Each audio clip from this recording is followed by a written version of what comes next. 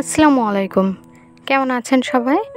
আশা করি কাছে দূরে যে আমার ভিডিওটি দেখছেন অথবা শুনছেন সবাই ভালো আছেন।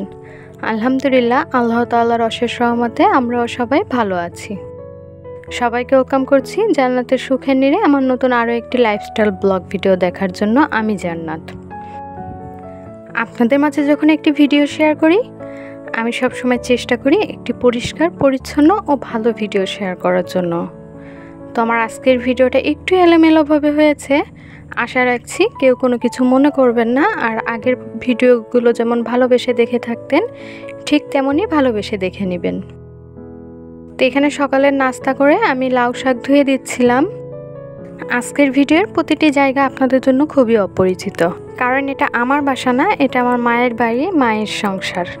একদমই অপরিকল্পিতভাবে গতকাল রাতে মায়ের বাসায় আসতে হয়েছে কিছু কারণবশত, তো সেগুলো আপনাদের সঙ্গে শেয়ার করছি না, তবে প্রয়োজনের জন্যই এসেছিলাম। সকালের দিকে মনে হলো মায়ের সংসারটা আপনাদের সঙ্গে একটু শেয়ার করি, আপনাদেরকেও একটু দেখিয়ে দিই। তো সেই চিন্তা করেই ভিডিওটা শুরু করেছি। তবে আমি একদমই খালি হাতে এসেছি, ভিডিও করার মতো কোনো প্রস্তুতি ছিল না আমার, যার জন্য ভিডিওটা একটু এলোমেলো হয়েছে।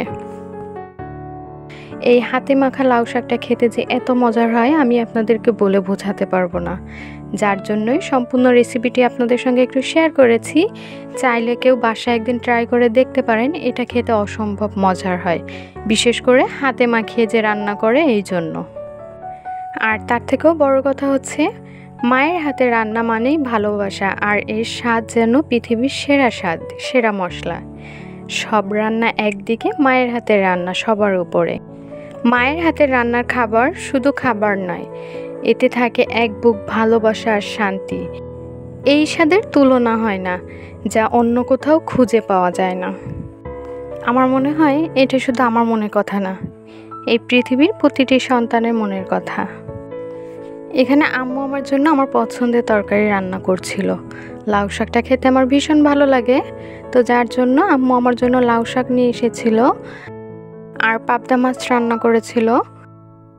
আমি যে ভিডিও করি এটা কিন্তু আমার বাসার কেউই জানে না। তা আম্মু যখন রান্না করছিল আমি একটু একটু করে ভিডিও করে নিচ্ছিলাম। তো আম্মু বারবার জিজ্ঞেস করছিল কি করব, তা আমি বললাম যে আমি দেখব তুমি কিভাবে রান্না করো, তোমার হাতের রান্না এত মজার হয় যা আমার হাতের সাথে কখনোই মিলে না রান্নার সাথে, তো তার জন্য ভিডিও করে নিচ্ছি। তো এইগুলো বলছিলাম, দুজনে গল্প করছিলাম আর একটু একটু ভিডিও করে নিচ্ছিলাম। তো এই যে দেখতেই পাচ্ছেন তরকারির কালারটা কিন্তু মাশাআল্লাহ অনেক সুন্দর এসেছে, খেতেও কিন্তু ভীষণ মজার ছিল। আম্মু রান্না করছিল আর এই পাশ থেকে আমি বিছানা চাদরটা বদলে নিলাম, একটা সুন্দর নতুন বিছানা চাদর বিছিয়ে দিয়েছি। সবাই কিন্তু কমেন্ট করে জানাবেন যে বিছানা চাদরটি কেমন হয়েছে। এই বিছানা চাদর আর এর সঙ্গে আরও একটি বিছানা চাদর আম্মু 2 দিন আগেই কিনে নিয়ে এসেছে, তা আমি ভাবলাম একটা বিছিয়ে দেখি কেমন লাগে। মাশাআল্লাহ, বিছানা চাদরটি বিছানোর পরে কিন্তু আমার কাছে দেখতে ভীষণ ভালো লেগেছে। তো এরপরে আর কোনো ক্লিপ নেওয়া হয়নি, এটা রাতের ক্লিপ ছিল। রাতে আমার ভাইয়া ফেরার পথে আমাদের জন্য নাস্তা নিয়ে এসেছিল, এখানে পিৎজা আর হটডগ ছিল। তো আজকের ভিডিওটা খুবই এলোমেলো হয়েছে, আমার ভয়েস ওভারটাও খুব বেশি একটা ভালো হয়নি, আশা করছি সবাই ক্ষমা দৃষ্টিতে দেখবেন। তো আজকের ভিডিওটা এই পর্যন্তই, সবার সুস্বাস্থ্য কামনা করে এখান থেকেই বিদায় নিচ্ছি। আল্লাহ হাফেজ, আসসালামু আলাইকুম।